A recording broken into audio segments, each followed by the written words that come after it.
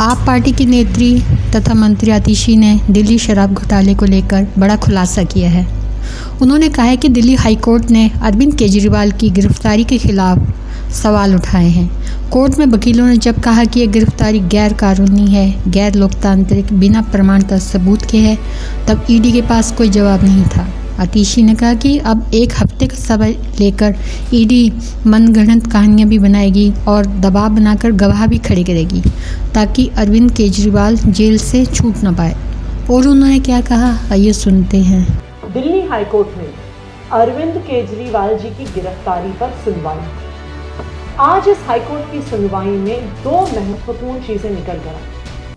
सबसे पहली बात, जब अरविंद केजरीवाल जी के वकीलों ने इस बात को कोर्ट के सामने रखा कि ये गिरफ्तारी गैर कानूनी है, ये गिरफ्तारी गैर लोकतांत्रिक है, ये गिरफ्तारी पॉलिटिकली मोटिवेटेड है, इस गिरफ्तारी के पीछे कोई प्रमाण नहीं है, ईडी के पास कोई भी जवाब नहीं था। वो ईडी जो पिछले 2 साल से इस केस की जांच कर रही है, वो ईडी जिसने सैकड़ों अफसर इस केस की जांच में लगाए हुए हैं, वो ईडी जो हजारों जगह रेड कर चुकी है, वो ईडी जो बार बार कोर्ट में आके कहती है कि मनीष सिसोदिया को बेल नहीं मिलनी चाहिए, संजय सिंह को बेल नहीं मिलनी चाहिए, विजय नायर को बेल नहीं मिलनी चाहिए, आज उस ईडी के पास अरविंद केजरीवाल जी के वकीलों का और हाई कोर्ट के सवालों का कोई जवाब नहीं था। आज ईडी ने कोर्ट से समय मांगा जवाब देने के लिए। इसका क्या मतलब है? इसका यह मतलब है कि अब ईडी वापस जाएगी, अपनी कुछ मनगढ़ंत कहानियां बनाएगी, कुछ गवाहों पे दबाव बनाएगी, उन पे प्रेशर बनाएगी कि वो अरविंद केजरीवाल जी के खिलाफ गवाही दे कि ईडी कोई भी झूठी सच्ची बात कोर्ट के सामने ला सके।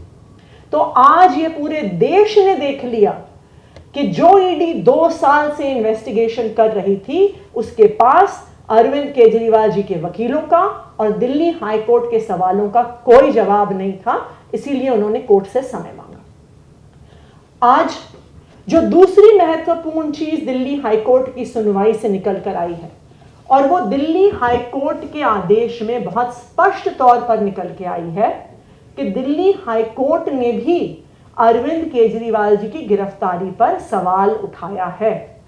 हाई कोर्ट ने अपने ऑर्डर में पैरा नंबर 15 में यह स्पष्ट तौर पर लिखा है कि the court is further of the opinion that the present petition raises several issues of legality and validity regarding the arrest and remand of the petitioner, Mr. Arvind Kejriwal.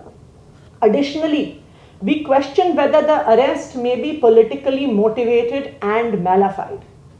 Court आगे बढ़ के ये भी कहता है कि there are serious and critical questions before this court, and this court, being a constitutional court, must apply its mind to the motive behind the arrest, which is patently illegal and has a direct bearing on the democratic process of impending elections in the country. तो आज court ने भी इस बात का संज्ञान लिया है कि जो अरेस्ट ईडी ने किया है, उस अरेस्ट की लोकतांत्रिक प्रक्रिया पर क्या असर पड़ रहा है, उस पर सवाल है। जो अरेस्ट ईडी ने किया है उसकी लीगैलिटी पे सवाल है, जो अरेस्ट ईडी ने किया है उसकी पॉलिटिकल मोटिवेशंस पर सवाल है। ये बात आज हाई कोर्ट ने अपने आदेश में कही है और इस बात का हाई कोर्ट ने संज्ञान लिया है। हमें खुशी है इस बात की कि इस देश के न्यायालय ने, दिल्ली हाई कोर्ट ने जिस प्रकार से अरविंद केजरीवाल जी को गैर कानूनी तरीके से गिरफ्तार किया गया है, भारतीय जनता पार्टी के पॉलिटिकल हथियार ईडी के द्वारा गिरफ्तार किया गया है, आज उस गिरफ्तारी पर दिल्ली हाई कोर्ट ने भी सवाल उठाए। हम इस बात का भी स्वागत करते हैं कि दिल्ली हाई कोर्ट ने ईडी को सिर्फ 1 हफ्ते का समय दिया है जिसमें उनको अपना जवाब दर्ज करना है।